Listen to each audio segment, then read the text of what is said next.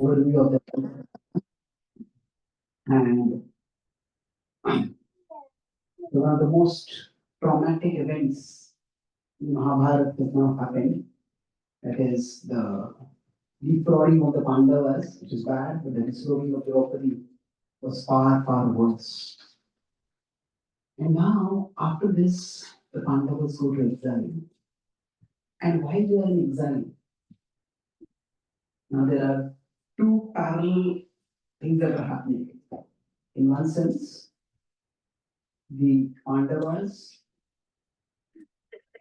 they are in exile, the Kauravas are in the kingdom. And our Karna is more or less with the Kauravas. So, Karna has thrown his lot with Duryodhana, and he has seen that being with Duryodhana has made him do something which he would normally not do.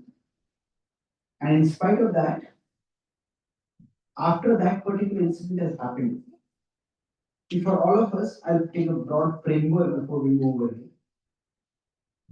All of us make mistakes in life. That's just the fact, nature of life. So, broadly, we can say that sometimes we do the right actions and sometimes we do the wrong actions. Now, sometimes the right actions are done out of conditioning. They're conditional. That means, we are conditioned to speak the truth. Normally, we use our condition in a negative sense, but condition can also be positive. They, sometimes if our food just touches someone, then immediately they're all touch our thing. You're not even conscious of doing it. A conditional, I'm almost saying that it's like unconscious, almost unconscious. Hmm? So sometimes you may do a bad thing unknowingly. Sometimes you may do a good thing also unknowingly. I would say good thing unknowingly is a little rare, but it happens. But bad things also happen. Similarly, now we can do right things intentionally. By intentional, I mean conscious. We are aware of what we are doing. And wrong actions can be done unconsciously. Now, if you consider in this quadrant, actually, all of this, doing the right actions is always good. Now, among these, which is better? Yes. It depends. Normally, conscious is better. We are aware that we're doing something good. But if a good habit has become so deeply ingrained inside us that even without our awareness, we do the right thing. That's also a good thing.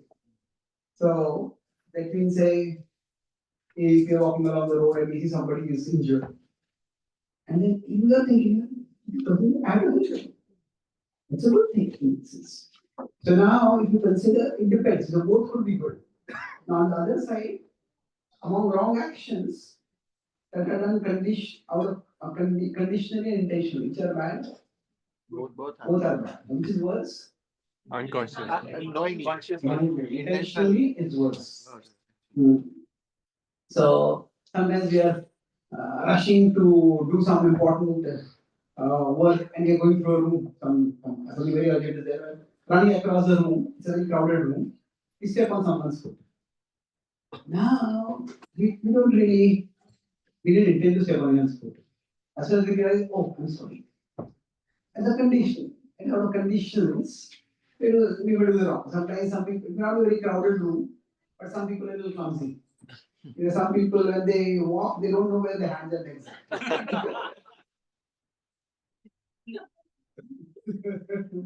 No, we just step on someone. Well, we don't intend to do that, but sometimes it happens. And again, if we realize it, we'll say, I'm sorry. But suppose, say somebody is rushing to a crowded room and they step on someone's foot. They notice, they deliberately raise their foot and bang it again on their legs. That is intentional. What kind of person would do that? It's terrible. So now at this point, you could say Karna's actions, hmm, Karna's actions in the gambling match, in the Kuru assembly, these could be said to be conditioned. He had that conditioning that he wanted to be accepted by the elite Kshatriya class, and the one Kshatriya who had really accepted him, Duryodhana, he didn't want to be rejected by that person. He didn't want to be distanced from that person. So we could say that the insecurity, the need for acceptance was there. And then now when I use the word conditional, you can go back to our past, and you can see this can refer to both conditions and conditionings. Because of This condition is not in this.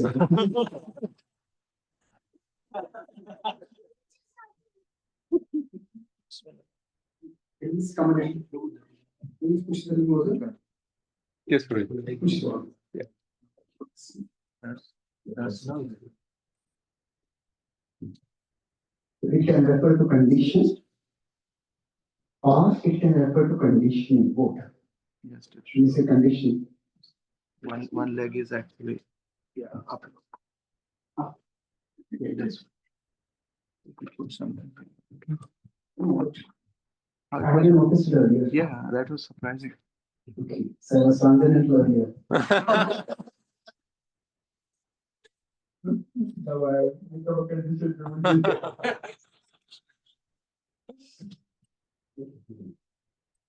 So now it could be because of conditions or conditions. So now these actions, as I said, it was a terrible condition that was in. Everybody came out bad over there almost. But now what happens after that? So if you see over here, among the Kauravas, Karna continues to devote himself to Duryodhana. So during this period, he does three things. The first thing is that Duryodhana decides that, what is the use of my prospect if the Pandavas cannot see my prospect? It's like, we all can be happy. We all want to be happy and we all can be happy. But the problem is, we want to be happier than others. And we don't just want to be happier than others, we want others to see that I'm happier than you. That is a doom prospect. In India, there was a TV brand called Onida TV. What was that slogan? Neighbors envy. Neighbors pride. Yes, neighbors envy, owner's pride. So both get anathas. So what is the standard of the happiness? You should become envious on seeing what I have, and seeing your envy, I'll be happy. It's not even having this makes me happy. It is my having you makes you envious, and making you envious makes me happy. It's a roundabout way of happiness. So Duryodhana was like that. He said, I have to go and show my wealth to the Pandavas. And the whole big story, I won't go into that. But Karna went along there. And then he was on one side of the river, Pandavas on the other side of the river. And there, what happened was that Gandharvas were sporting over there. And Duryodhana said that, get out of my way. I want to enjoy over here. Gandharva said, what kind of fool are you? We gods do orders to humans. We don't listen to the orders of humans. Duryodhana said, I'm the king over here. And then they fought. Now Duryodhana was filled with arrogance, Karna, Shakuni, Vishwas, and all them were there, they fought. But although they were there, none of them were so invested in the fight. What is it? Duryodhana came here to show off his wealth. And then Gandharvas also did the gods, I fight with them. So when Karna got injured, Shakuni got injured, Vishwas, they all left. Now Duryodhana kept fighting. And he was suppressed. And then he was humiliated, and Bhima and Arjuna came and rescued and released him. But the point was here, Karna went with further humiliate Pandavas. Although when they succeed, Karna went along with it. So now you can say this is nowhere as bad as what happened in the gambling match. But the point was that sometimes because of the association of someone, if we do something terrible, then are we ready to rethink that association? Mm. So see, gratitude is always a good thing. If somebody has done something good for us, then we should always be grateful. However, the character of a person is known by two things. One is their bonds, and the other is their boundaries. So bonds is who are you related with, who are you committed to, and how strongly are you committed with. That's bonds. And it's important. We need to, wherever we have bonds, whether it's with our family, with our friends, with our relatives, if we have bonds, then if they are in need, we want to do them. So bonds are important. At the same time, boundaries are also important. Okay, I say, hey, we all want our children to do well in exams, come first in class. If a child doesn't do very well in exam, and one day the child comes, Mommy, I want to please you, I'll come first in class. Oh, wonderful. How did you do that? Yes, I learned computer hacking. I hacked my teacher's computer. I won the question paper. I had all the answers ready. I came first to the class. Now, we will say the desire to please me is good, but along with the bond, there are the boundaries. So, it's that bonds alone without boundaries. Mhm. That is not healthy. That is where, in the name of love, people do a lot of terrible things. Mhm. So, on the other hand, even boundaries without bonds also not very good. If there is only don't do this, don't do this, don't do this. Why tell me not to do this? It doesn't work very well. So now Duryodhana's bond Karna's bond to Duryodhana is good.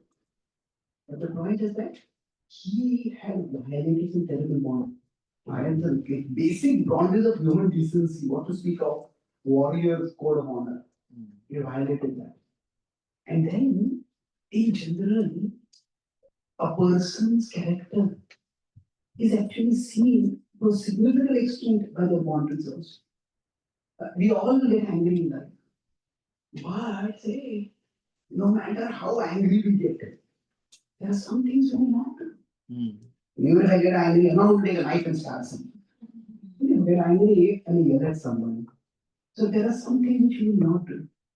And if a bond is making us cross too many boundaries, then we need to think, is this bond really good for me? Now sometimes it will be required, but at least some rethinking is required also.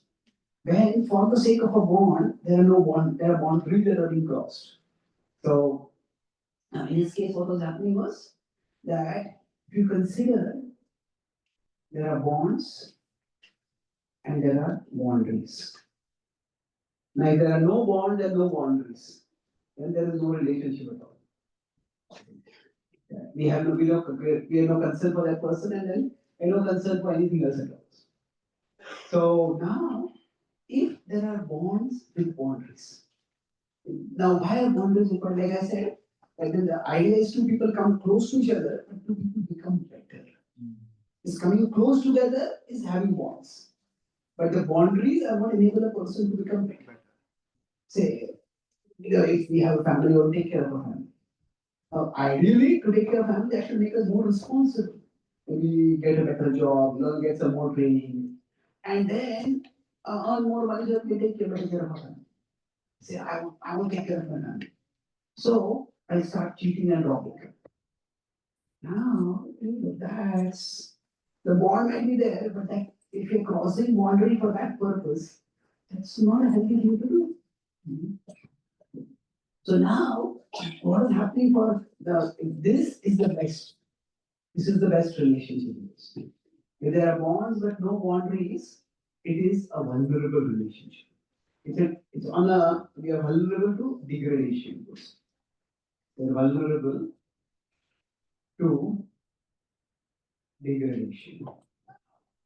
Now there are only boundaries but no walls. Then actually that particular relationship is vulnerable to suffocation. We will feel soon, what am I doing over here? Don't do this, don't do this, don't do this. And that's all we are being told. And we say, why am I here? What am I doing over here? So, in ideally speaking, relationship bonds and boundaries are both required. So, sometimes people may talk fancifully of love without boundaries. But love has to have boundaries. Otherwise, it's not really, it's not really love. So, now here what is happening to Karna? As I said, the point we're talking about is he had already done something terrible. But that did not lead him at all to rethink his commitment to Duryodhana. The second thing that he did was, now there's an attempt, they didn't succeed. Second was that he helped Duryodhana perform what is called the Vaishnava Yajna. Now Duryodhana wanted to do the same Rajasuya. He had seen, remember his envy had especially been triggered by seeing Yudhishthira Rajasuya. He said, I want to do that Yajna. And the Brahmana said, as long as the previous performer of Rajasuya is alive, you cannot do that. Duryodhana's mind thought, he doesn't have to be alive. But but he realized that's not so easy. So he said, but I want to do the yajna. So the Brahmanas, they said that there's another yajna called Vaishnava yajna. That is also as almost as glorious as Rajasuya yajna, and you can do that. Now he had no interest in Vishnu. He was not a Vaishnava. For him, the yajna was just for the prestige. In the Bhagavad Gita, the 16th chapter, Krishna says, Yajante nama yajnaiste, dabbe na vidipuro. Some people do yajna of naam, some people do yajna for naam. Some people chant the holy name to the Lord as the yajna. Some people just do yajna for the sake of prestige. So that was his case. And in this case, Karna did for Duryodhana what the Pandavas, other four Pandavas had done to Yudhishthira. Karna went in the four directions, challenged the various warriors and the various kings, and they all submitted. He went to the Pandavas in the forest. He said, we don't have any kingdom, we are not involved, so I'm going to wish you. And he came back and performed the yajna. So what was he doing? Because this is not a bad thing. A warrior is doing something heroic, and he did accomplish something significant over here. Now, after this, the things went on further, and then came the key incident. There are many incidents between this, but we are focusing right now on the character and the choices made. So, and after this, the Ajnanpas got over, and then the Pandavas. Now, either they had to be given their kingdom back, or they would be war. There were multiple rounds of negotiations happened. None of them succeeded, and finally Krishna himself came. Then Krishna came, Duryodhana. Krishna had a very persuasive case, but Duryodhana completely rejected Krishna's peace proposal. And what did he say? I will not give enough land to even put the tip of a needle through. If this had been the age of social media, I don't know. Viral Insta and क्या dialogue है?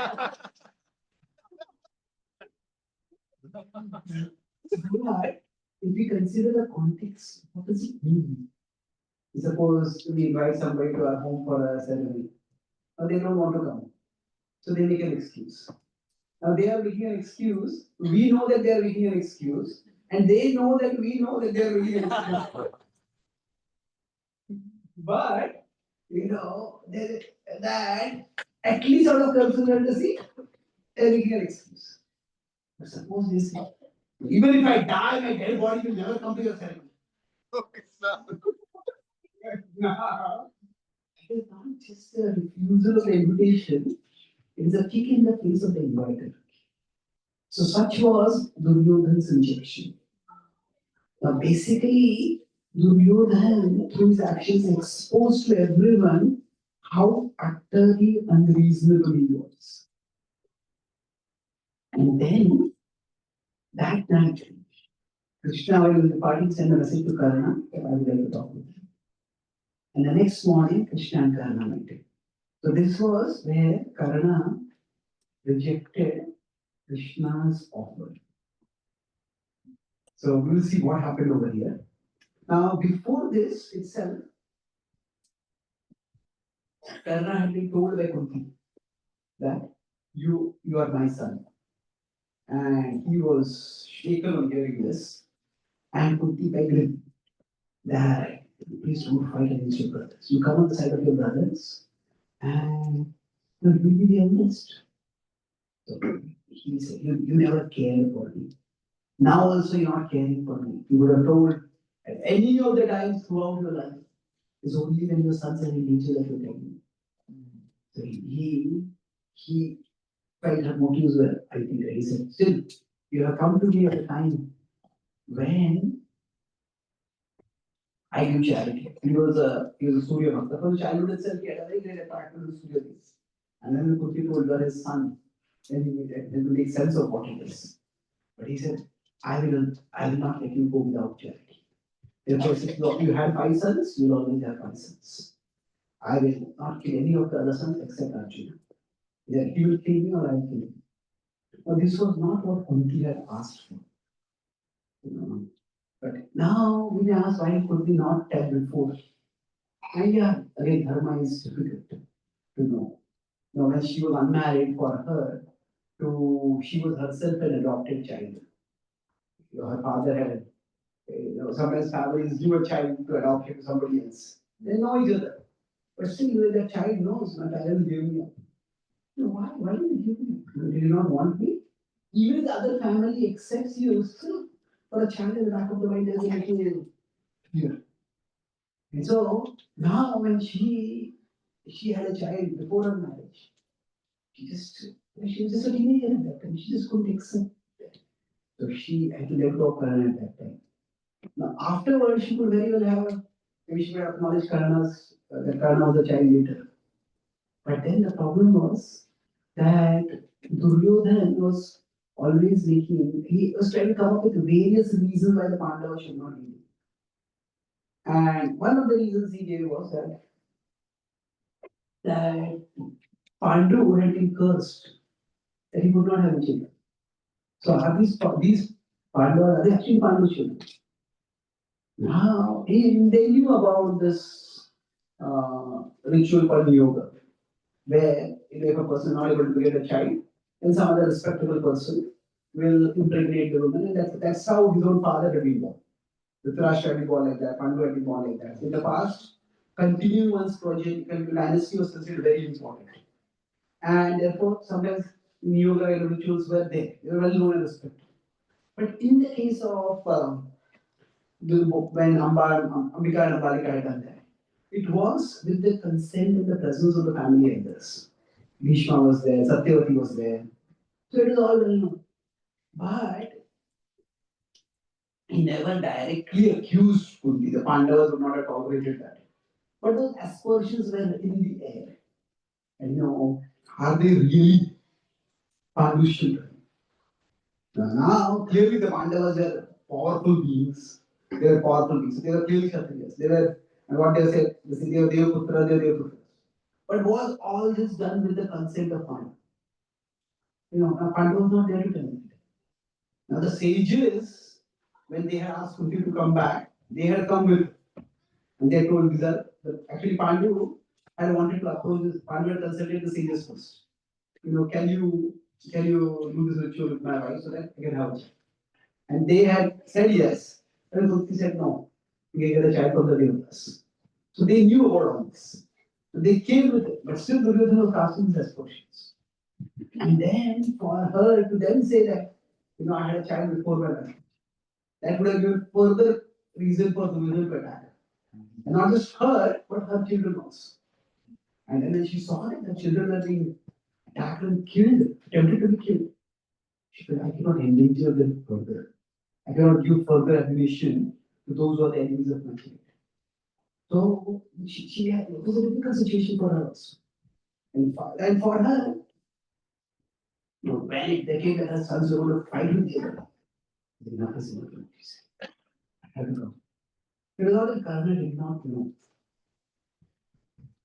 But Karna is considered to be quite as a Dhamma. And certainly he was charitable. But whether he was extraordinarily charitable as compared to all other Kshatriyas, that we don't really know that. Charity was a virtue that all Kshatriyas would exhibit. We know how the Bhagavatam there is description of Maharaj Yantidev and Maharaj Shivi. They would give great charity. Now, of course, there's one more incident that happened that Indra came. And Indra asked Karna for what? His Kavach and Kundal. And Karna actually gave it to him. Now, that's extraordinary. His whole body was bleeding and cut off the Kavach. She was born with an healed. Now, interestingly, Suryadev had come before and told him that you don't give this. So, and still he said he had a plan. Once he actually gave his Kavach, and Indra revealed it. Indra, you asked for something. And what did he ask for? The Shakti. So now it's interesting what Karna did. See, Karna, he gave his Kavach. And he got Shakti. Now, was this really a charity or was this like a swag, an exchange? The Kavach granted him invincibility, that he would not be killed. But the Shakti provided him a chance for victory. Now, for him, not dying was not as important as defeating and killing Arjuna. So, in one sense, you could call it a charity, but it was quite calculated. And immediately knew what he was going to ask. So, again, this is not to criticize Karna, it is to contextualize his actions. That he had virtues, no doubt, but where those virtues that extraordinary? Now, the key incident why we're talking about is Krishna told him that you come on the side of the Pandavas and you will be accepted and respected by the Pandavas later, and they will follow you just as Indra is followed by the Devas. The whole world will be yours to do. And you will have the honor of being the eldest of the Pandavas. You will be a member of the Guru dynasty. Now, these were the two things that Karna had always wanted. And his two wants were basically, let's put it this way, what he had wanted was, he had wanted a kingdom and he had wanted a sense of belonging. Belonging to royalty, belonging to Kshatriya dynasty. Now, in one sense, Duryodhana had given him both of these. He had given him a kingdom and he had given him not exactly what belonged to royalty, but it was he had been given that. Now you see, even from a material perspective, Krishna offered him the same things and bigger and better.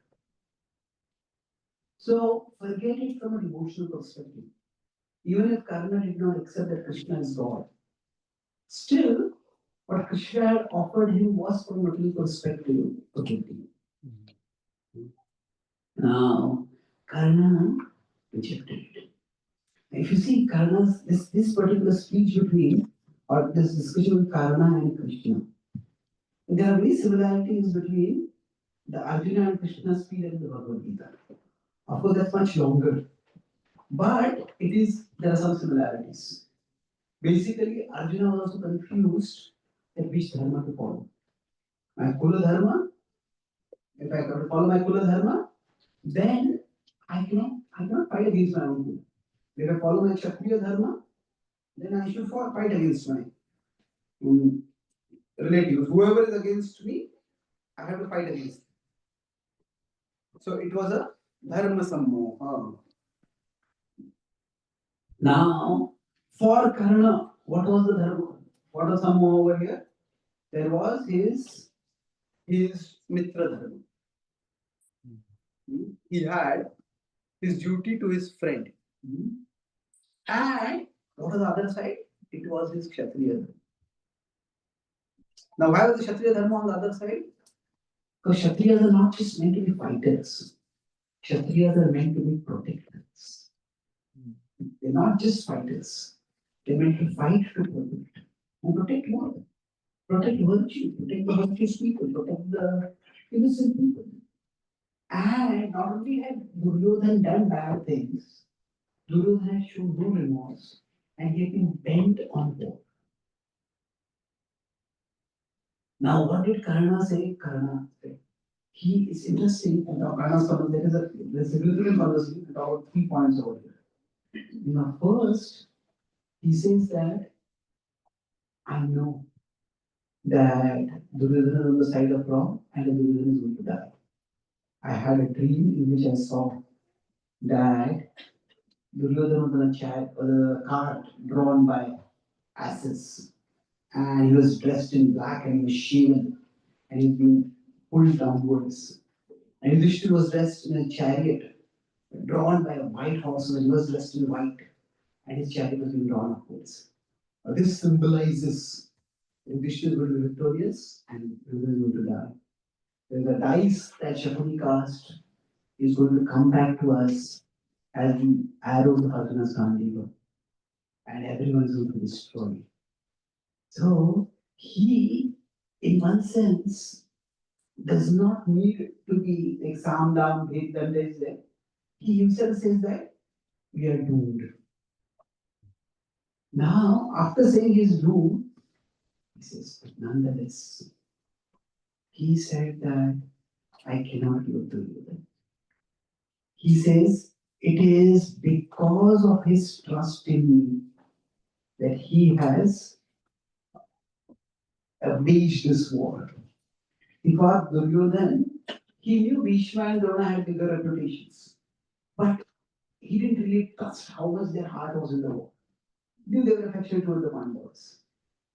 His brothers shared his animosity, but outside his brothers, the only person who could trust, that was Karna.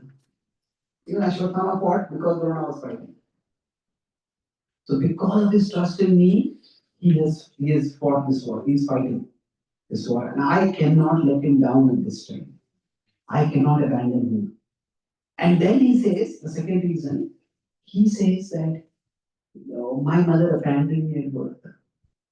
And now I have built a family. My parents took care of me. I have wives, I have children.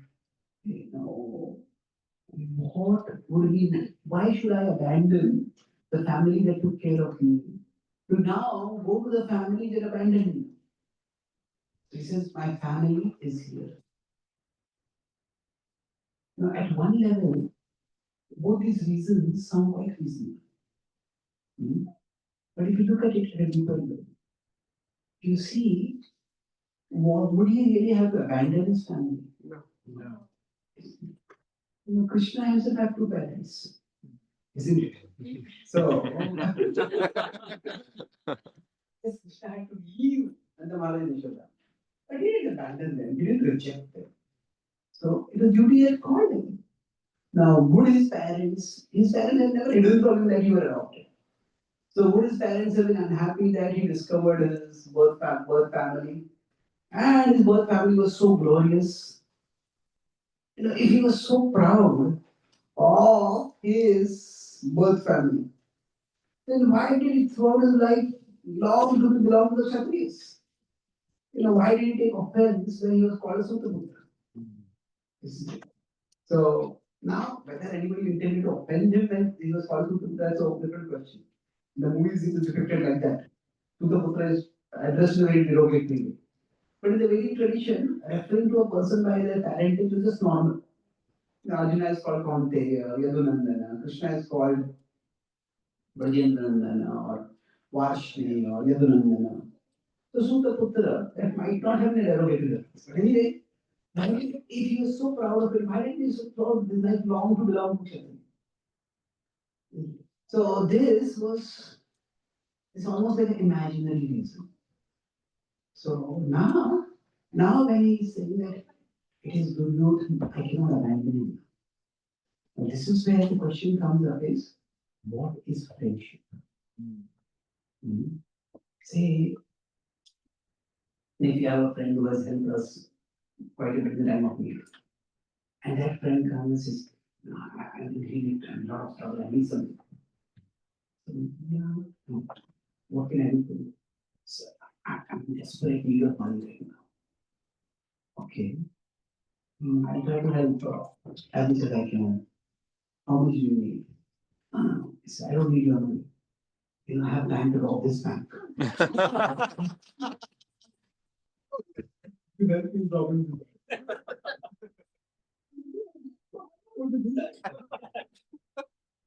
What kind of friend are you that you're not going to help me? There's some questions that don't deserve to be answered. And some questions that should not be answered, but the question should be questioned. So I call it trap questions. Have you ask a man, have you stopped beating your wife? Now, if he says yes, I was admitting that I was beating my wife before. If he says no, shameless guy. So there is no answer on you. So we get a question. What is the basis of this question? What is the basis of this allegation? So some friend says, what kind of friend are you that you're not ready to help me in this? And that you question. No, what kind of friend are you that you're asking me to help you in this? I'll help you, but we go to the better way. So here, yes, Karna wanted to be a true friend of Duryodhana, that's good. But what does it mean? If Karna had really cared for Duryodhana, then by his breaking ranks with Duryodhana, maybe Duryodhana would have had second thoughts. The same very point can lead to a different conclusion. It is because of his trust in me that he's fighting, and he's already acknowledged we are going to die. But then, if I don't fight for him, then maybe he will think he's going to fight. Yeah, not right. And maybe he could survive. Or maybe when he still fights, maybe he will decide to give up the fight sooner. If the fight would not have been so bloody, not so much devastation could have been avoided. So, like, when we talk about boundaries, again, we talk about this, that it is gratitude or loyalty. These are definitely good qualities. However, the question is, there's a difference between dharma is not the same as paradharma. Paradharma is the highest virtue, the highest duty, the highest dharma. So, should loyalty be the highest dharma? Should loyalty be the basis for all our decisions? So, you say yes. Okay, maybe. Let's consider some example. Say, there's some poor child in Pakistan or Afghanistan who's orphan, who has no food. And then somebody comes and offers them food and says, you can stay over here, we will educate you, we will take care of you, and we train you. And the child grows up. And the child grows up, then he comes to know these people who are taking care of me are terrorists. And they want me to become a terrorist. Now, should his gratitude to those people for having taken care of his childhood bind him to become a terrorist? No. No, isn't it? No, gratitude is a good quality, no doubt. But even good qualities need boundaries. Love is a good quality, but love also has to be boundaries. Gratitude has to be the boundaries. So what happens for Karna? He makes his loyalty to his friend the greatest quality, the greatest virtue. This is the key difference between when we are attached. We think we want the others' welfare. Hmm? This is what we think we are seeking. But what we are actually doing is we just don't want the others' displeasure. When we are attached, there's a difference between being affectionate and being attached.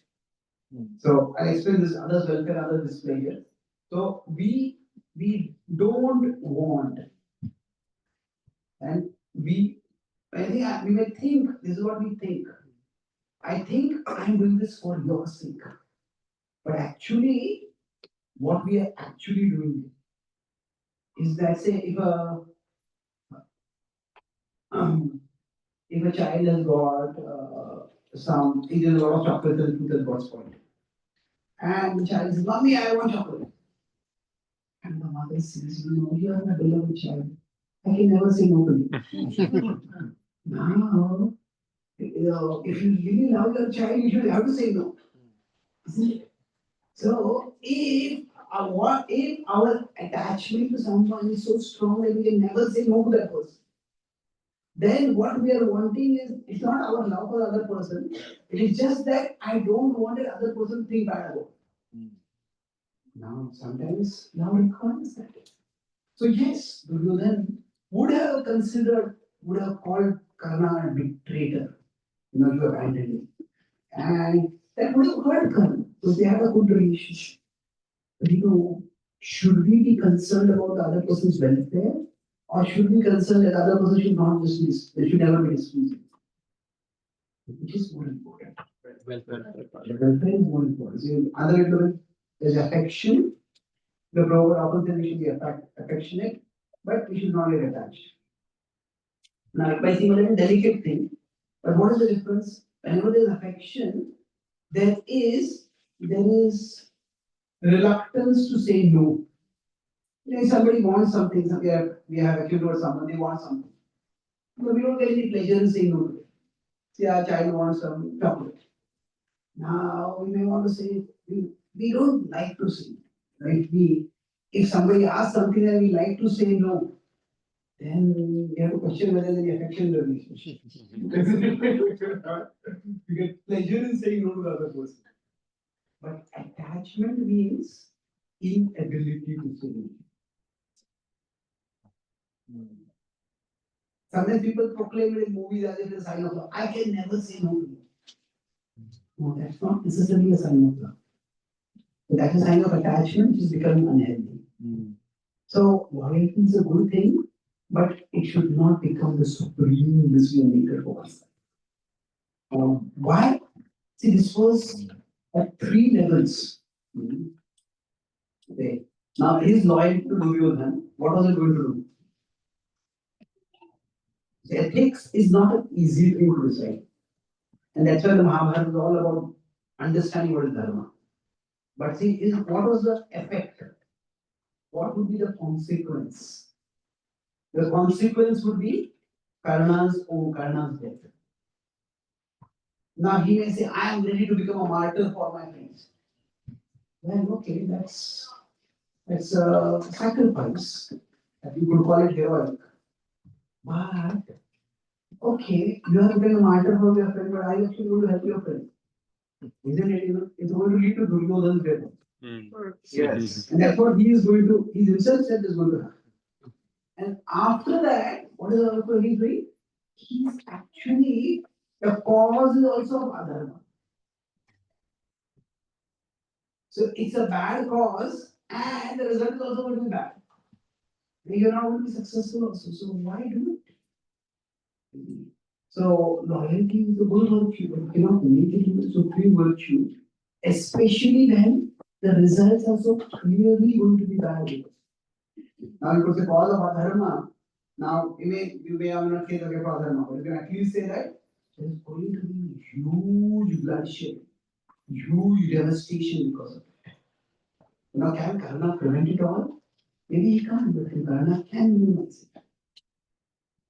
So it is sometimes people say, I don't want, I won't be afraid of anyone. Conquer all your fears. No, you cannot conquer. Fear is not a bad thing. If a child is peering out of the window of a 10-story building, and the child says, "Mommy, I feel no fear." So mommy will say, "That is why I feel great fear."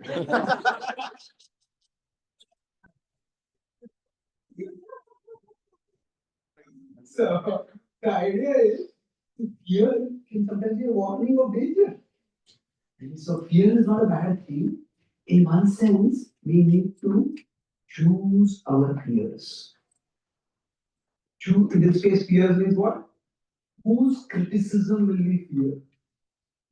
So Karna just could not bear the criticism of people. And he said, I cannot abandon it. And then Krishna pulled Karna into side hug and then he basically said the main leader of the battle. Vinashakale Viparita buddhi. So this is a tragic reasoning for his action over here. And so if you see going back to his morality over here, which 2 points over here, what happens is he makes his loyalty his supreme dharma. And is this a wrong decision? It is a wrong decision. But no, it's not like a how do you put it? The test is in ethics there is sometimes a moral crisis or there's a moral dilemma and there's an ethical dilemma. So moral dilemma is where one choice is right and the other is wrong. The ethical dilemma is where there is right and wrong on one side and there's right and wrong on the other side. So then here we have to look at the bigger picture of this. So now what happens is, now from one perspective you can say it's just a moral dilemma. The Pandavas are virtues, the Kauravas are vicious. But from Karna's perspective, it's not that simple. Because Duryodhana had done a lot of good for him. So for him, it was not a moral dilemma. It was an ethical dilemma.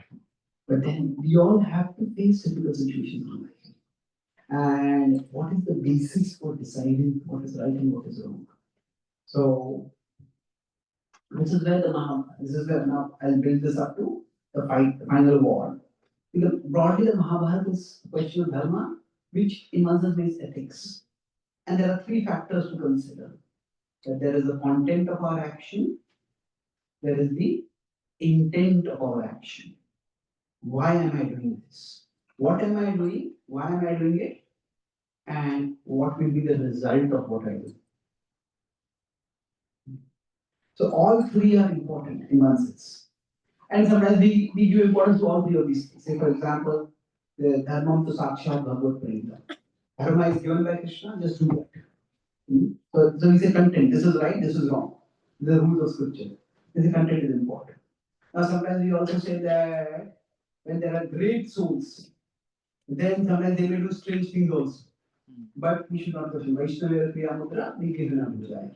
So their intent is to serve Krishna. So even if they do something strange, we don't consider it a bad action.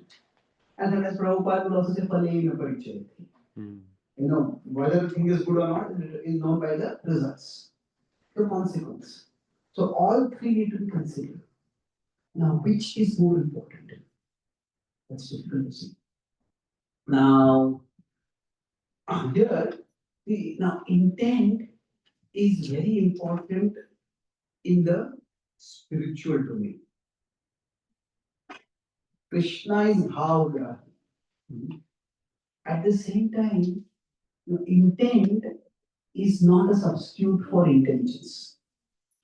Say somebody doesn't know how to cook, but they have a very sincere serving attitude. And they cook for a big program. They have a very sincere prayerful attitude. Krishna will be pleased by the cooking, and only Krishna will be pleased.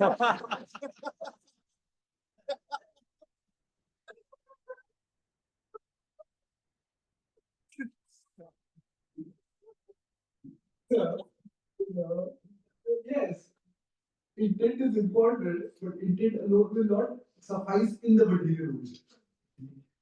Somebody has diabetes and somebody gives that person Tirupati Balaji. Oh, this is Balaji Prasad. the intent may be good, but insulin will not consider it.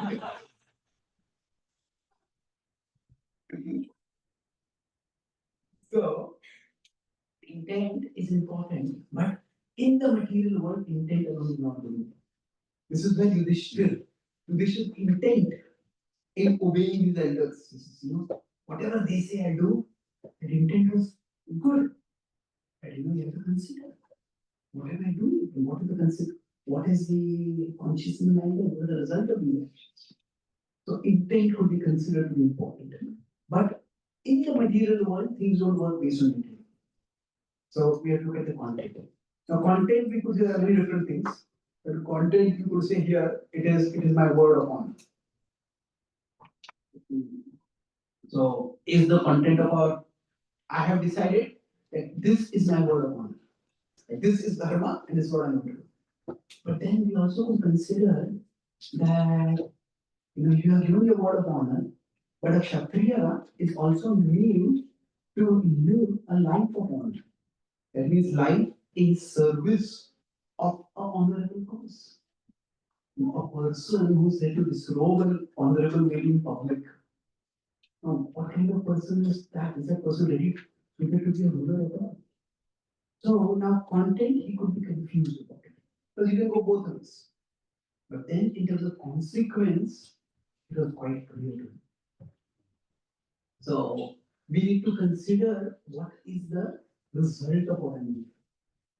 And based on that, a decision has to be made. So Karna makes a wrong decision.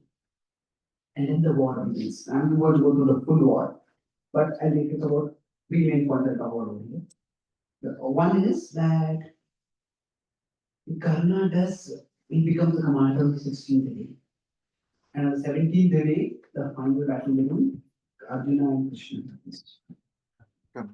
Sorry, Arjuna and Karna happens. And now, before this battle, there are a lot of things that happen. And one of the things is that Karna defeats all the other Kauravas. And the Pandavas. And he defeats Yudhishthira. He could have killed Yudhishthira, but he doesn't. And that itself, Yudhishthira is the king, or it is a prospective king. Yudhishthira feels extremely humiliated. And then Yudhishthira is injured. He goes back and retires. And then Arjuna, Duryodhana knows that all his major generals have been killed now. Karna is his last bit. So what his plan is, he says that let other warriors engage Arjuna and let them tire Arjuna. And let Karna win against other warriors. So Karna's confidence will increase and Arjuna's energy will increase. And then when they fight, Karna will have the best chance to win. So when Arjuna sees that Karna is destroying his army, Arjuna wants to engage with Karna. Krishna says, Yudhishthira is injured. He sees that Arjuna is agitated by it. If you want, you can go and see Yudhishthira and see that he is well and then come back. And then Arjuna goes back. And then Arjuna tells Bhima, can you take care of the army? He says, yes, I'll go and see Yudhishthira. Bhima's man is also burdened. But Yudhishthira is quite severely injured. And now Yudhishthira is being humiliated. Now this is the 17th day of the war. The war has been going on for a long time, very long. Everybody is on the edge. Right? Everybody has nerves. So when Yudhishthira sees Arjuna, he says, "Oh Arjuna, today you have become true to your name. Today you have killed Karna and destroyed the greatest hope of Duryodhana. Today you have redeemed the honor of our dynasty." Now sometimes you feel glorified for something that you have not done. It's a bit embarrassing, the religious feast prepared for you. Oh, you cook such a nice feast. No,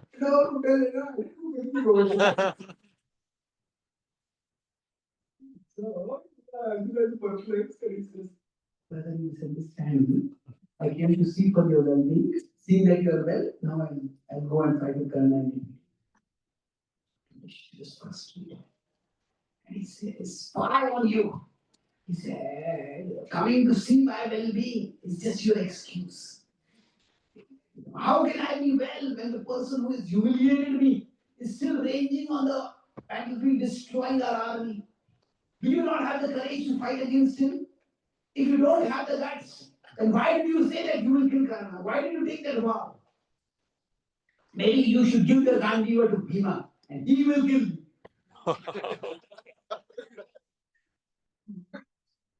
Arjuna is suddenly takes out his sword and marches towards the mission. What's wrong with you? He says, I've taken a vow. Anybody who tells me to put aside my Gandiva, I will kill that person. Oh,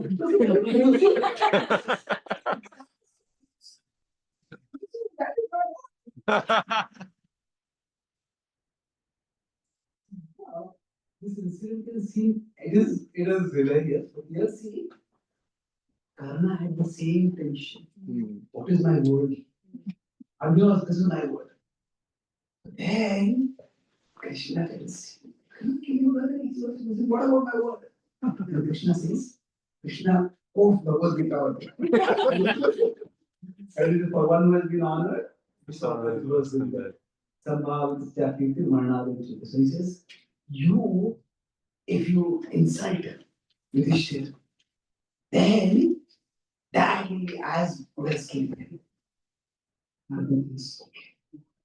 And then Arjuna speaks, you are criticizing me, but it is because of you that we have had to fight this whole war.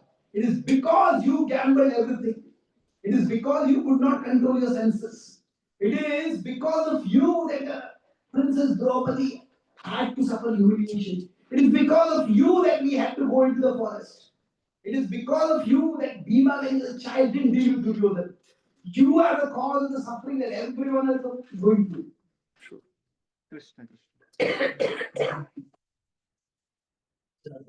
Explode, and then finally comes forward and he offers, he says to offer the way, he says, ask Yudhishthira for forgiveness.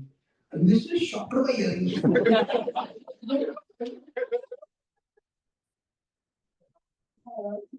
Arjuna says, yes, I taken this vow. And Krishna told me the only way to honor this vow and not attack you is do this. And Yudhishthira is already, first he's been defeated by Karna. This what you said is all true. I don't think I deserve to be the king. He said, I am going to the forest, and if you win the war, let Bhima become the king. What?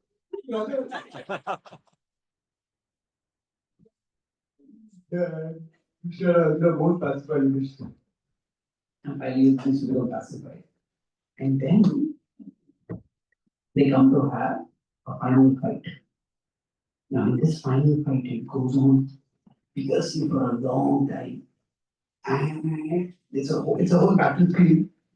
That battlefield turns into a spectator sports. Everybody else stops fighting because they know this fight is going to decide the war.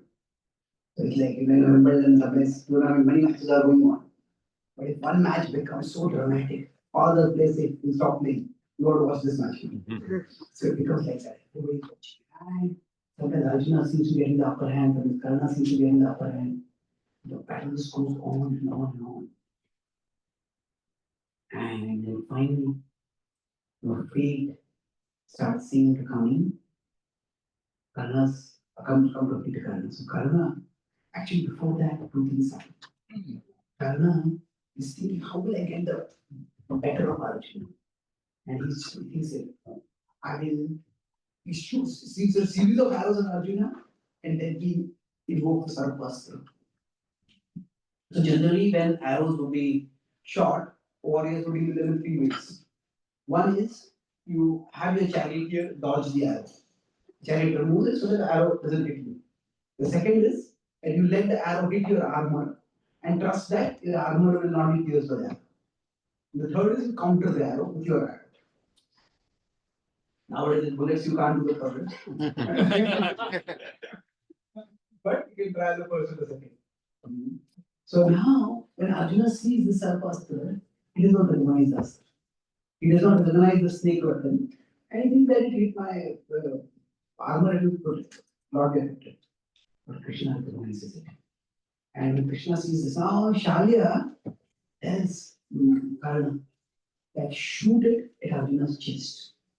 So if you miss it, below is the belly, that is slightly.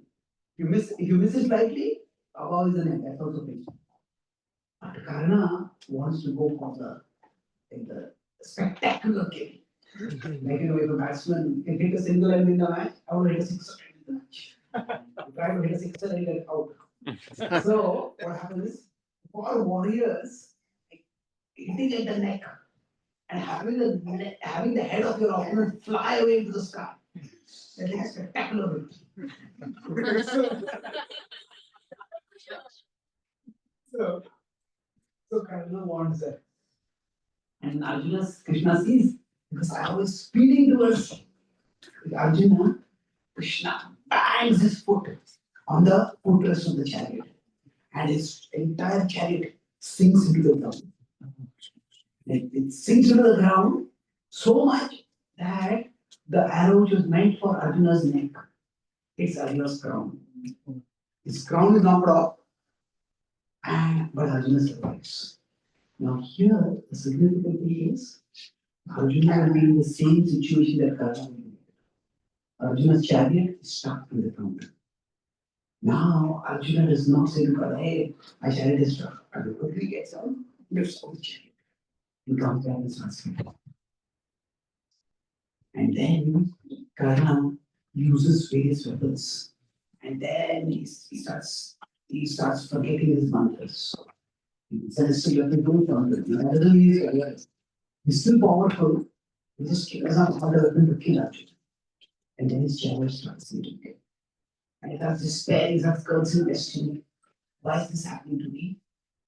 And then, when this starts happening, he realizes that Arjuna is still fighting and Shalya is trying to dodge, but without being able to move his chariot, Karna is somehow disadvantaged. When he gets off his chariot. And he tells Arjuna, don't entertain thoughts that have been entertained by cowards. He said, wait till I am ready to fight with you. Remember the codes of morality. And then we fight. So Arjuna lowered his bow. And Krishna says, what are you doing? When he turns to his Karna, he says, fortunate it is, O Karna, that you remember the codes of morality now.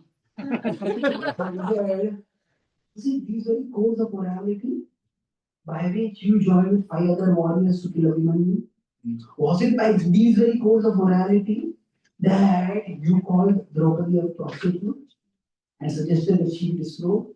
Was it by these very codes of morality that you conspired with the Kauravas to have the Pandavas and their mother burned alive? He lists the wrongs that Karna has been a part of. And he says that Arjuna will use that very code of morality today against you. And Karna's head falls in the ground. Krishna tells Arjuna, shoot. Now, when Krishna tells Arjuna this, Arjuna naturally knows that this is not the kind of victory that he wanted. Arjuna was loud a pre-victory, where he actually out-battles Karna. And if you look at now, this will be an important point to conclude this. We'll take about 1 hour.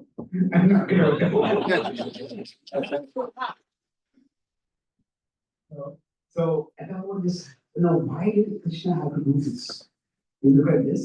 Some people say that Karna was actually a better warrior than Arjuna.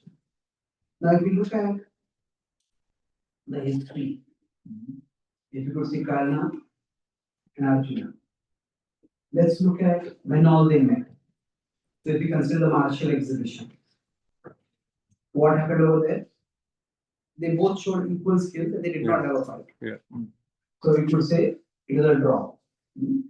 So, 0-0. After that, there was the fight against Drupada. Basically, what happens is Drona tells his students ask, what Dakshina do you want? Then arrest Drupada and get. So then both the Pandavas and Kauravas are about to go. Arjuna says let the Kauravas go. So Karna also goes with them. And then Drupada defeats the Kauravas. And then the Pandavas go. Arjuna defeats Drupada. So now this is indirect. Now we could put this as one separate category for Arjuna. It's like an indirect. And you could give a reason that Drupada was tired after fighting with Karna. And then he had to fight with Arjuna. So, so you could say that. Now, after that, the next fight, next encounter is in Draupadi's Swayam. Now, we could say in terms of martial capacity, Karna is not allowed to hit the target. Duryodhana hits the target. So, Arjuna hits the target. So, it's not really complex. But then, after they have a fight, and then Karna lowers his weapon. So, it was 0-0. Now, it takes again like a draw. Now, after that, there is the fight with the Gandharvas. Now, in the fight with the Gandharvas, what happens is the Gandharvas defeat Karna and then Arjuna defeats the Gandharvas. So now you could again say this is maybe the Gandharvas are tired after fighting with the Gandharvas. It's indirect, the circumstantial bit. Now the only clean encounter between them is at Virat. At Virat, what happens? Arjuna defeats Karna. Yes. And you could say that Arjuna could not have had a cleaner. Why? Because Arjuna was faced against. Sorry.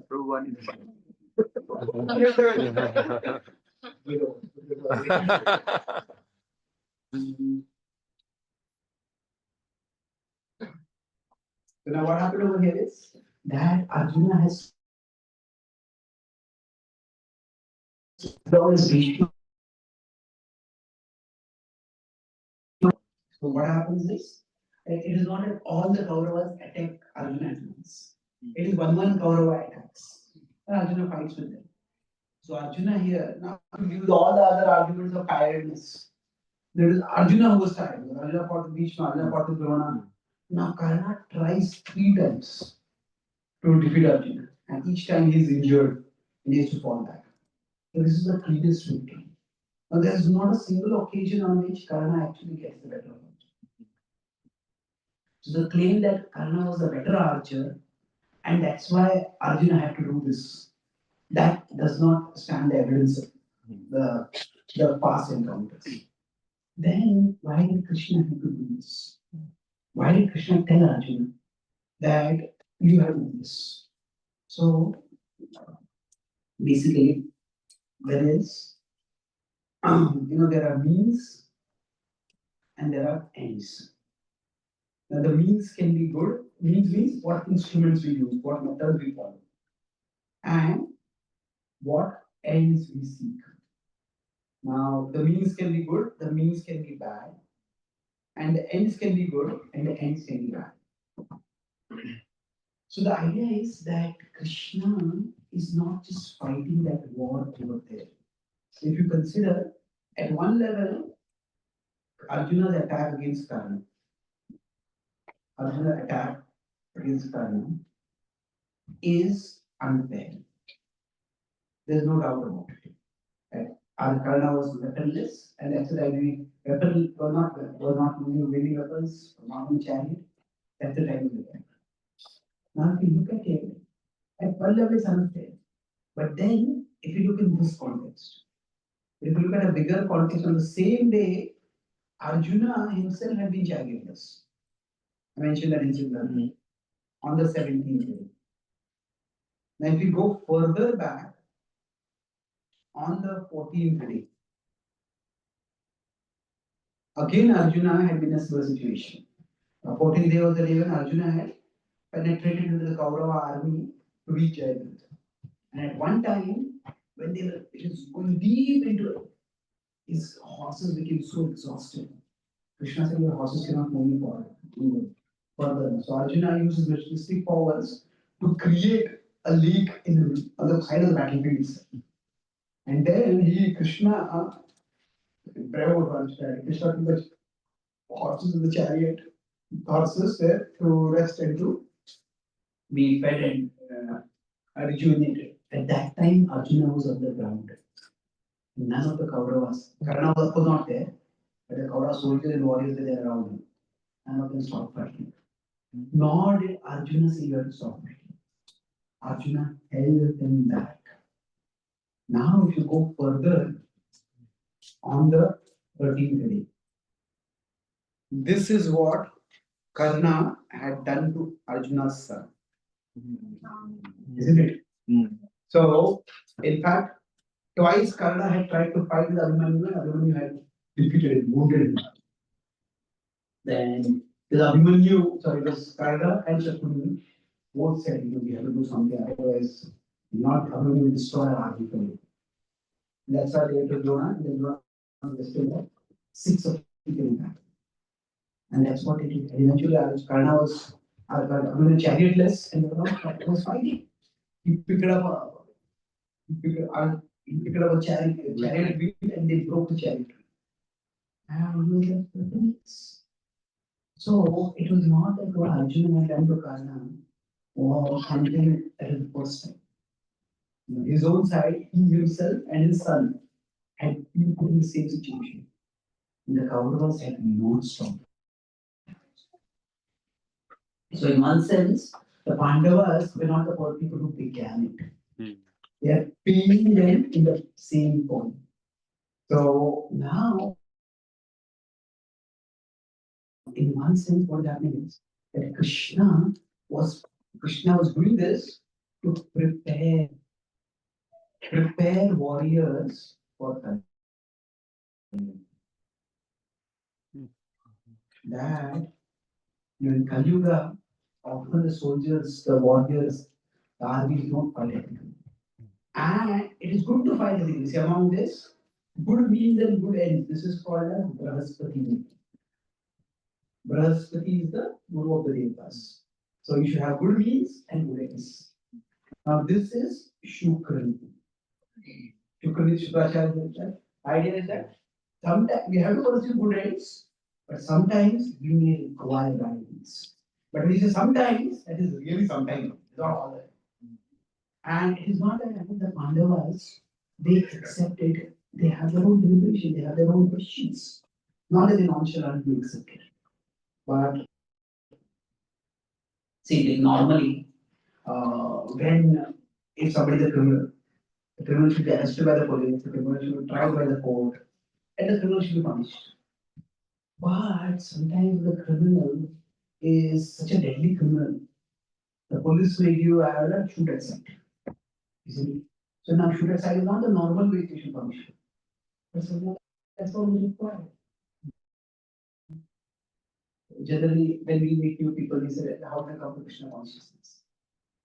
Among non-Indian or Westerners, the idea of coming to Krishna consciousness, they come to me and then okay, I've given up my thinking, I'll just join this path. So we say, how did you encounter Krishna consciousness? Now, for Indians, the word encounter has a different meaning.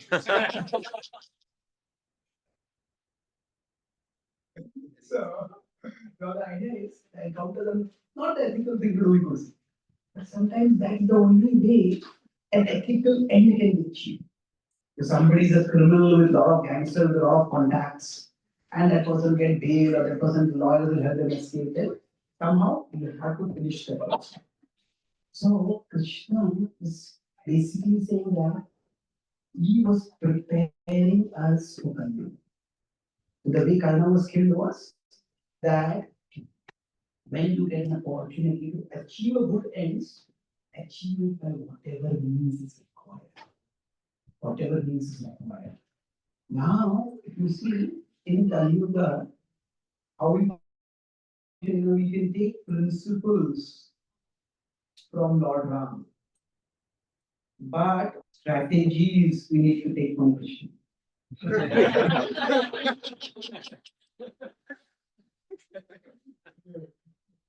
In Kali Yuga, Lord Ram's strategies will not work. So, the principles are important. So basically, we know in the history of India there are many times some invaders. They would come and they would use the goodness of the Indian king is against them. For example, the Hindu kings would not want to attack cows.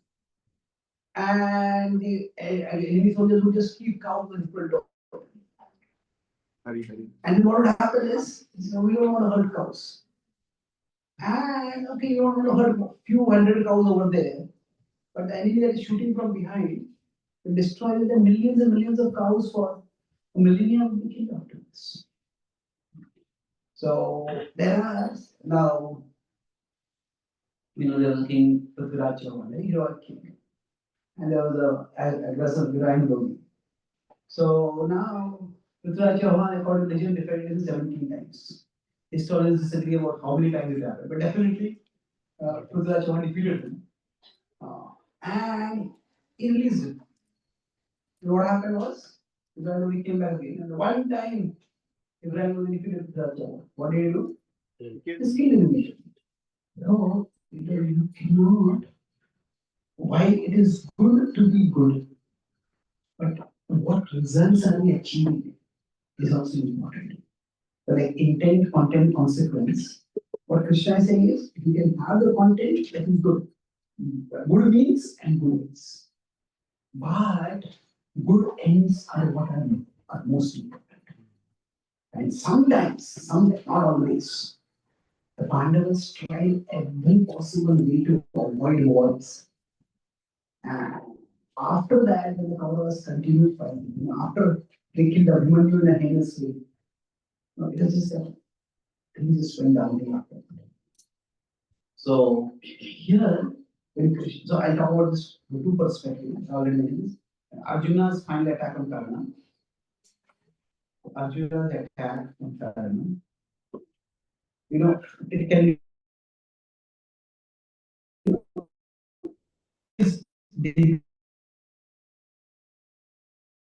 it is defensive. It is not the cleanest victory, but it is defensive. And now, from a devotional perspective, Arjuna knew that his reputation would be tainted by what he did. But from a devotional perspective, he is actually demonstrating Sarvadharma and Parityajya, not make commission. Now, why would Krishna want him to do that? I said Krishna wants that we have a lesson for him. That in the Yuga, the age that is coming now, it is important when in India there's Shivaji Maharaj who had to fight against the Mughal Empire. Now, Shivaji Maharaj doesn't have an army. So the only way he survived and won was through guerrilla warfare. You never see Shivaji Maharaj on a chariot. Because chariots can't move that fast. He'll always be on a horse. And his entire attack strategy was also speed. Now, is that the ideal way for Kshatriya to fight? Not necessarily. But that was the only way he could survive, he could win. So there's some kings who did recognize those principles. There's some kings who did not. And the enemy is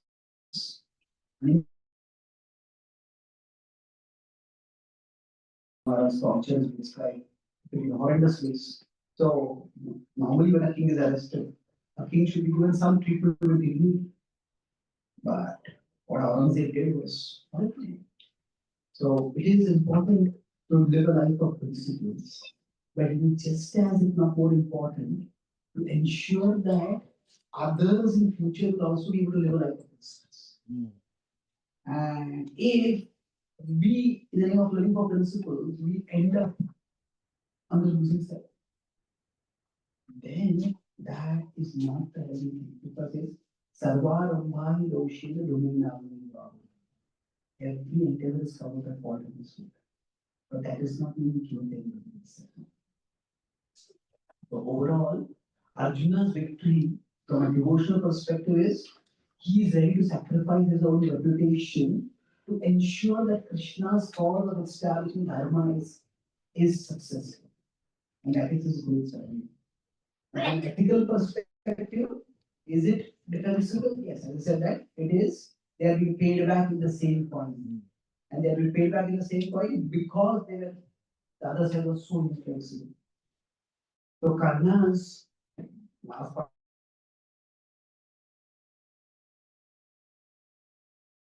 is the two views that he's a wronged hero. Wrong hero means life wrong and life never treated.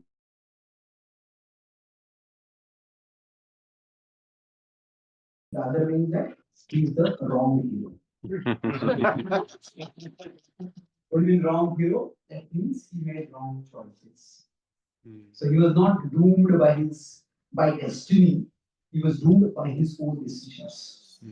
The destiny was unfair to the Pandavas also, like we discussed in many ways. But it's still unfair to him, but it was his decision to stick by Duryodhana that actually led to him being. And I'll summarize what we discussed today. Three main points I discussed today. First was that we discussed about how Karna continued, and there we discussed about how we have has to have some boundaries. And so there was now we discuss what is bonds and boundaries. Right? The best relationship is where there are bonds and boundaries both. Now, there's no relationship, there's no bonds and boundaries. There are only bonds and no bonds.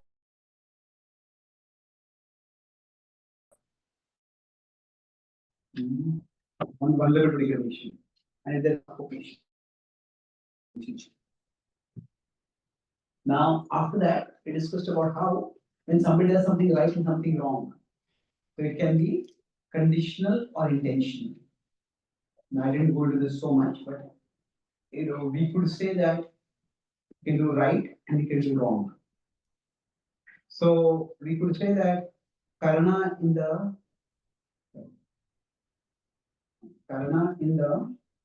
gambling arena, gambling match, we could say it was his conditioning. Everybody acted badly. But Karna rejecting Krishna, but that was he was thinking and he was intentional. So now for him, this was an ethical crisis. But now in an ethical crisis, you have to look at three things: intent, content, and consequence. In the real world, intent alone is not that important. You have to consider the content and the consequence. So now, the content he could say that it is Mitra Dharma or it's Kshatriya Dharma. So we discussed how when we are looking at this situation, if he was a real, he thought this is his intention, but he was a real Mitra, then he could have considered that what will actually protect my spirit. Now that the consequence was three things. He was going to die, his death, his friend's death, and the death of the entire so many warriors, so much bloodshed. From the consequence perspective, what he was doing was millions dead. So it was from the consequence, what he did was a wrong decision. And finally, we discussed how Arjuna was a better warrior than Karna. It is not that on the track record, in either says 3-0 or 1-0, at least. Right? So Arjuna was a better warrior. But still, when Krishna said that you have to shoot him, that is because Krishna wanted to teach us for Kali Yuga that we can have the right means at the right time at the best. This is the best, but if we can't, this is also sometimes inevitable. And then it's required. So it is more important for us to make sure that the right ends are achieved. And sometimes inevitable. And then that action we saw how in context, even from Arjuna's action, Arjuna it is both from a ethical perspective also it's defensible. Because it's paying back in the same coin. That's what they had done to him and to his son. And from a devotional perspective, it is his surrender. His surrender that Krishna's cause is more important than his reputation. And this way, what he achieved was that he set an example for Kali Yuga. So in Kali Yuga, when we have to fight, the principles are important always. But it shouldn't be that our adherence to principles leads to destruction of those principles in the future. But it's such a possibility for others to follow the principles. And that's why for Krishna in Kali Yuga, we take the principle from Lord Ram, the strategies from Krishna.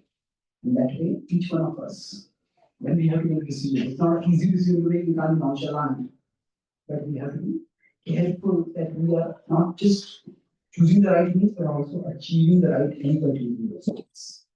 Thank you very much. Hare Krishna. Hare.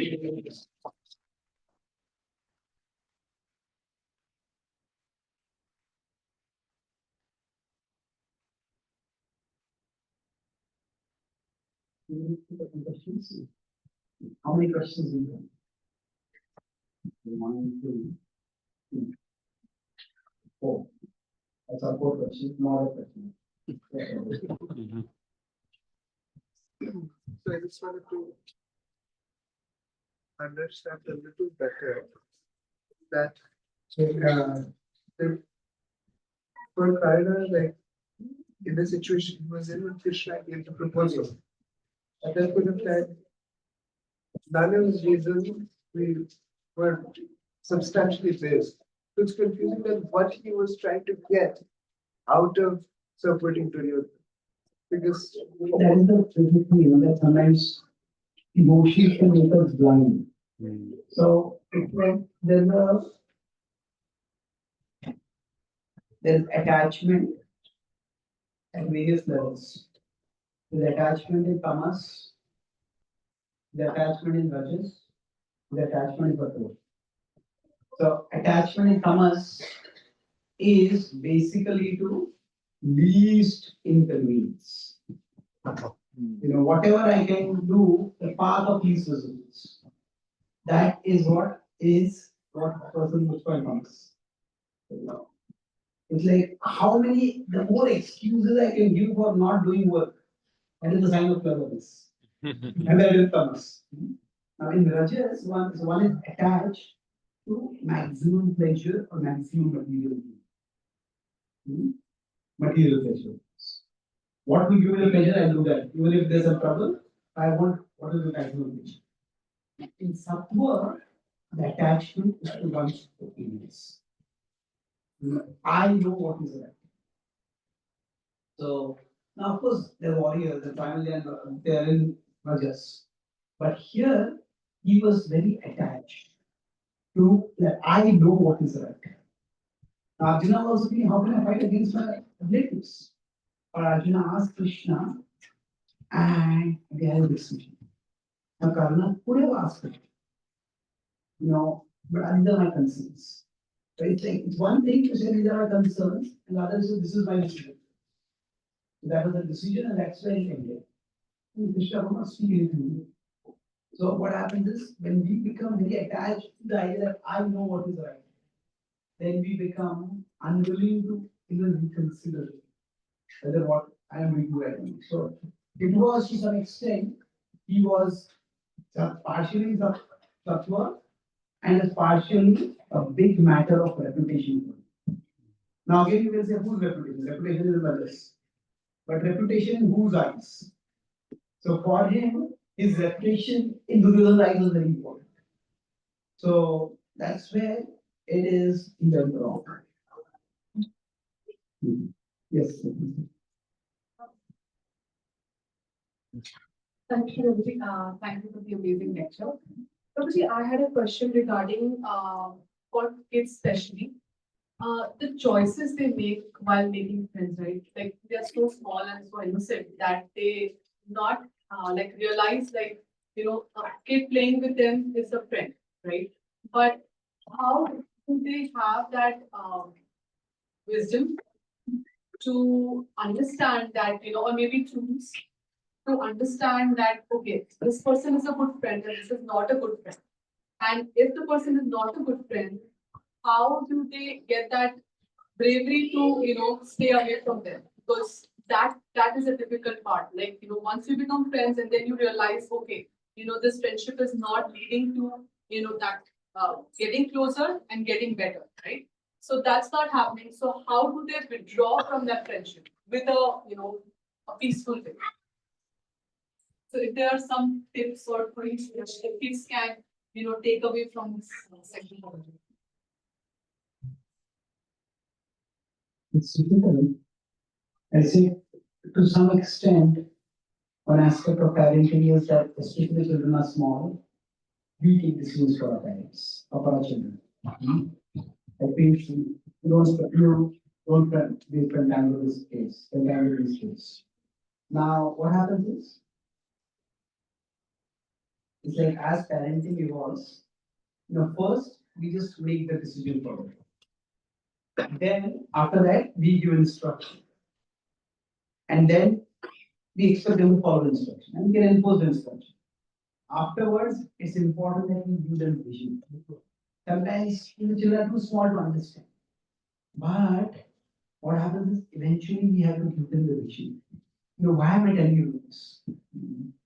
And so instruction means do this, vision means if you do this, this will happen, if you do this, this will happen, therefore do this. And then after that, all that we do them can do them looking. So in these stages, as parents, we are like Arjuna. Arjuna is ready with his. Arjuna surrenders to Krishna. He surrenders, but his surrender is by raising his weapons to fight. As parents, we have to protect our children at that time. So we take the decision for them, we give the instruction, but as they grow, especially when they go 8, 9, 10, 11, they start entering teenage, early teenage, we need to start giving them vision. Now, after that, what happens is they are going to make their own decisions. We can only give opinion at that time. Because suppose one of the challenges with parenting is that if you are, say, if you are in a company and you're in the executive role, you make decisions, you get others to implement decisions, and suddenly you're transferred to advisory role. Because when you give advice, nobody accepts. So what happens in parenting, suddenly you get shifted to the advisory role, and nobody tells you when you are shifted to that role. So it is tough. But all that we can do is, in this phase, we try to help them tell the rationale of the decisions. So why they are doing what they are doing, or why we are telling them to do that. So, and that means to whatever level they can understand, if you want to do this, this is going to happen. If you want to do this, this is going to happen. It could be in terms of health, it could be in terms of studies, whatever they can understand. And once it goes to that, they go to that young adult or youth, we really can't control them much at that time. So at that time, our surrender becomes like that of Draupadi. Not entirely,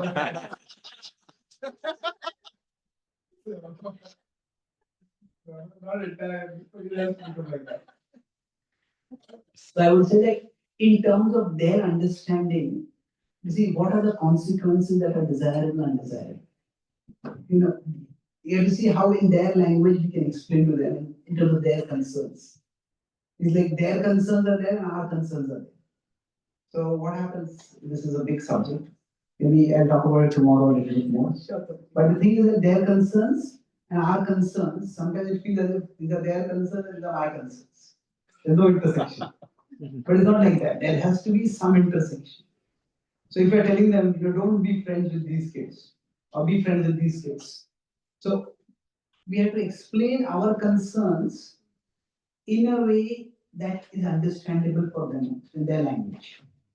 Once that happens, then things, one of the biggest problems with kids is that they feel that parents don't understand them. And that's when it becomes a problem. So, to the extent we can help them understand, to that extent, they will see that, the parents are not completely disconnected from me. They are concerned about me. They are concerned about me in a way that I feel it, I can feel that concern also. Thank you, Prabhuji. Hare Krishna. Hare Krishna, Prabhuji. Thank you so much. Prabhuji, our bond with Shri Radha Raman is the eternal best relationship. Are there any boundaries in that relationship? Are there boundaries in our relationship with Krishna? Well, I would say no and yes. No in the sense that the gopis were called by Krishna. Gopi actually demonstrates Radhaman, Tatyajaman, and Kansharana. We just left everything for Krishna. And in that kind of culture, for the gopis to leave their home at night and go to meet Krishna. That was a social suicide for them. But then Krishna protected them. Krishna arranged that there were the family members were there, the gopis didn't go, and there were Chaya gopis who were there at that place. So it was and Krishna appreciated them giving up the boundary of dharma. But Krishna did not disrupt the social dharma. So in that sense, for us, in principle, we can say, whatever we do for pleasing Krishna, that's wonderful. There are no boundaries. At the same time, we function in the material world and we have many different kinds of responsibilities. So we can't just reject all of them. And now I have become a brahmachari. So in one sense, I left my parents. But over the years, I also realized that I can't just abandon my parents. Now we are also encouraged to stay in touch with our parents, to take care of our parents as much as we can. If the parents have some serious crisis, then we are there for them as much as we can be in our particular situation. So it is not that sometimes for higher cause we may give up another cause, but that doesn't mean we reject it completely. At least in the early years of our movement, the people who just leave their families and join.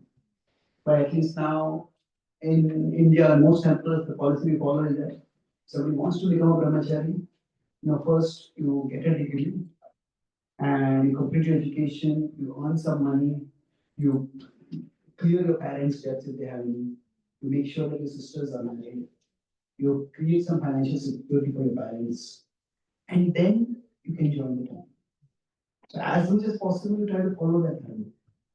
And if there are exceptional situations where our dharma may come in the way of our dharma, but those situations are exceptional and they should not be made into normal situations. That and certainly that should not be like rejecting dharma for Krishna's sake should not be seen as the sole way to practice it. There are many ways in which our practice of dharma and our practice of aradhana can both go very much together.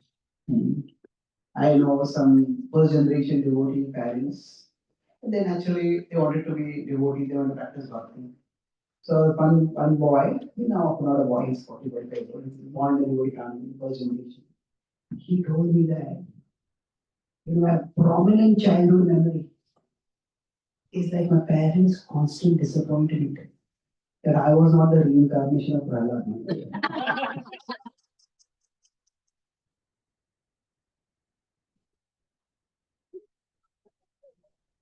So he's like a very articulate boy, and he's still connected with Bhakti in his own way. But he felt that it's like because I was not a good devotee, I felt as my parents didn't think me worthy of their love. And I shouldn't be like that. No, but we want to practice Bhakti, but our dharma to our children is important. So now in exceptional situations, I said, except because they are exceptional, so they may come up with sometimes. But in general, in the practice of dharma in this world, we should not use bhakti as an excuse for not practicing dharma. Chaitanya Mahaprabhu took sannyas, but Chaitanya Charitamrita called him as Matra Bhakta Shiromani Sri Mahaprabhu. So when he renounced the world, but then when his mother said we don't go to Vrindavan, he agreed to it. And so in that sense, we try to follow dharma in this sense.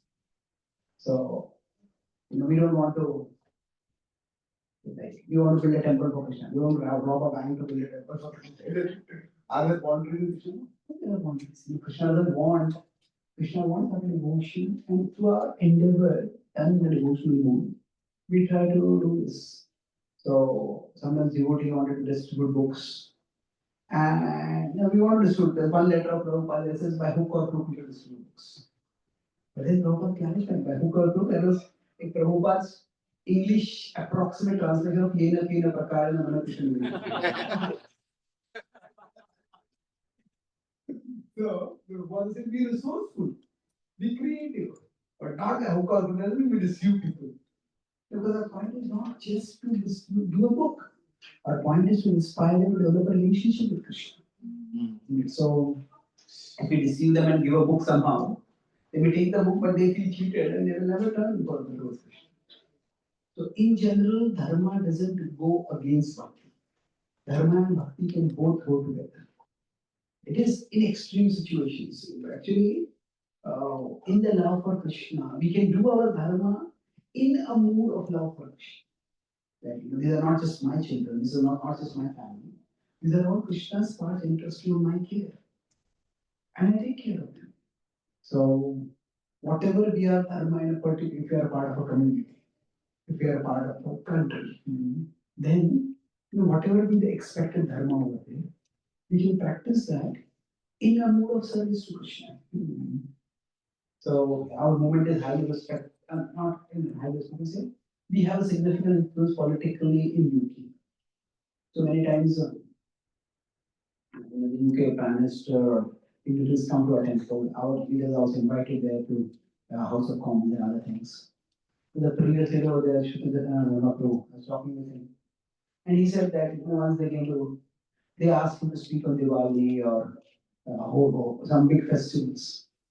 So we could speak many different things. He said, Diwali is a festival of gratitude. That Lord Ram came back. So he says, we are grateful. And it's not only we are grateful for, we're grateful to the country that has given us the freedom to practice our religion. So now that is true. We respect this country. There are other parts of the world we don't have that freedom. Now, that doesn't mean the countries are supreme object of devotion. No, but it is important. Dharma is important. It's not that in the name of our bhakti, we neglect the normal dharma that is there in society. So thank you very much. Thank you so much. Shri Prabhupada ki Jai. Bhagwan ki Jai. Gaur Preman.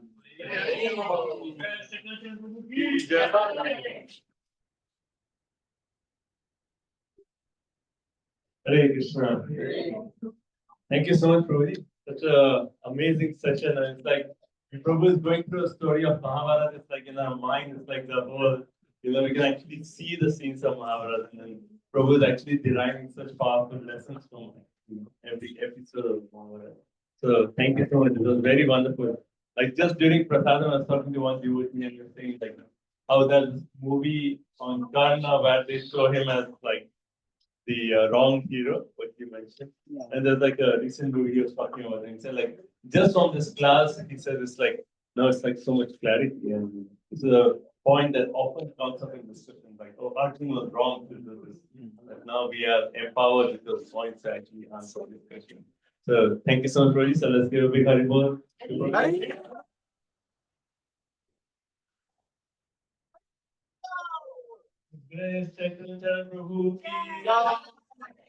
Thank you, Prabhu. Prabhu is actually, when it comes to US, it's like back to table.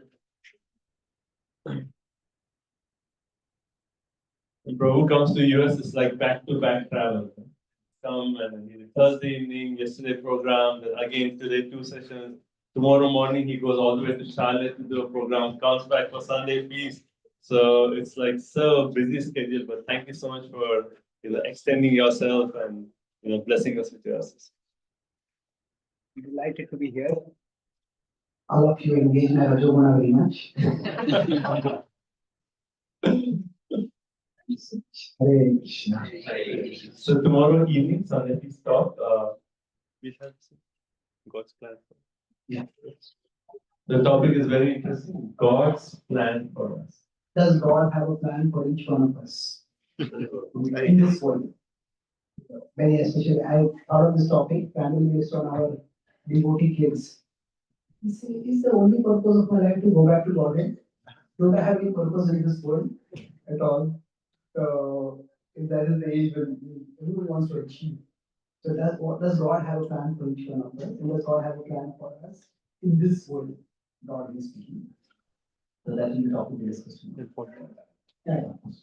And we are very interesting. We have podcast format. So we have question answers and we very, very interactive. So please just join us tomorrow. 4 o'clock will be Aarti and immediately 4:40 class will start. So thank you so much. We would like to thank our host, Haripal Prabhu, Golok Kavasini Mataji, for opening their house for this program and making all the arrangements. Let's give a big Haribol.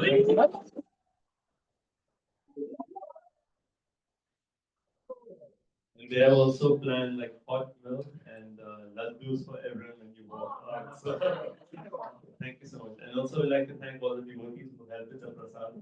So a big Haribol to everyone for helping with the prasad. Thank you all so much. So we'll see you all tomorrow. Thank you for coming. Srila Prabhupada ki jai.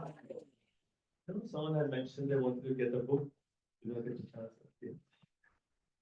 So we have to leave soon, but anyone not would like to get a book, so please come quickly and then we'll leave like this. Thank you so much. Hare Krishna.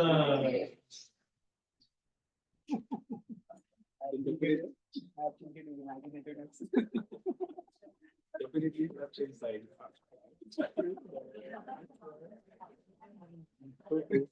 No one gave him this picture.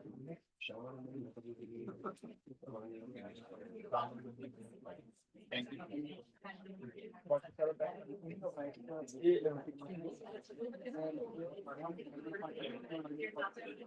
Travel back in time and they see the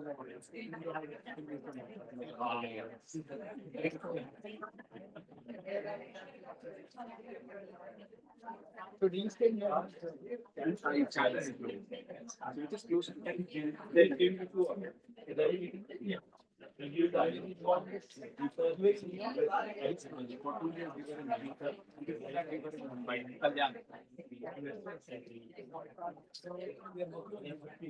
actually my wife having postdoc and what teacher.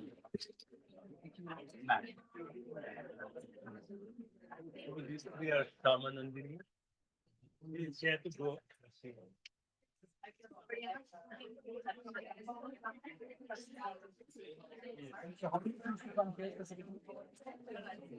My wife, she was